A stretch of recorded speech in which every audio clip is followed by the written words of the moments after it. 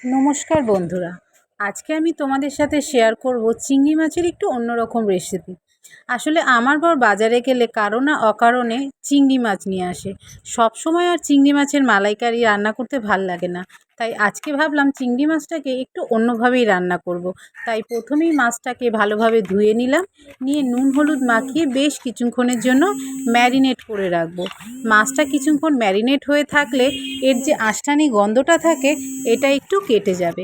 এবারে এর জন্য আমি একটা পেস্ট বানাবো, যার জন্য পোস্ত নিয়েছি 2 চামচ, কালো সাদা সর্ষে নিয়েছি আর কাঁচা লঙ্কা একটু নুন দিয়ে এটাকে ভালো করে গুঁড়ো করে নেব। দেখো এটাকে আমার গুঁড়ো করা হয়ে গেছে। এবার এর মধ্যে একটু টক দই দিয়ে এটাকে ভালোভাবে ফেটিয়ে নেব। নিয়ে এটাকে একটা টিফিন বক্সের মধ্যে ঢেলে নেব।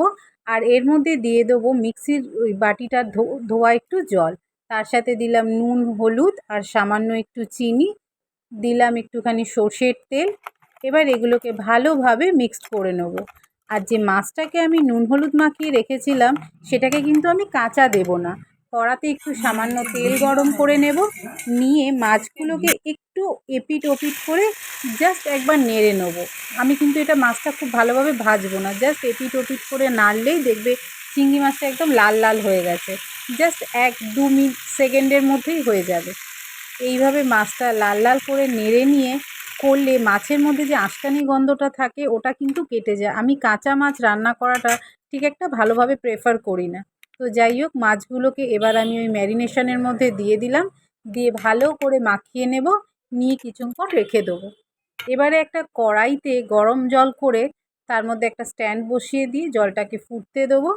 জলটা ফুটে উঠলে আমি ওর মধ্যে সাবধানে টিফিন বক্সটাকে বসিয়ে দেবো।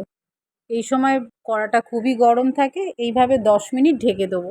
দেখো জলটা 10 মিনিট পর একদম টকবক করে ফুটে গেছে। এবারে আমি গ্যাসটা বন্ধ করে দেবো, দিয়ে আরও 10 মিনিটের জন্য আমি কড়াটা ঢেকে রাখবো। 10 মিনিট পরে টিফিন বক্সটা একটু ঠান্ডা হয়ে গেছে, আমি একটা কাপড়ের সাহায্যে ধরে ওটা নামিয়ে খুলবো। ফাইনালি আমার চিংড়ি ভাপাটা তৈরি হয়ে গেছে। দেখো কতটা লোভনীয় দেখতে হয়ে গেছে।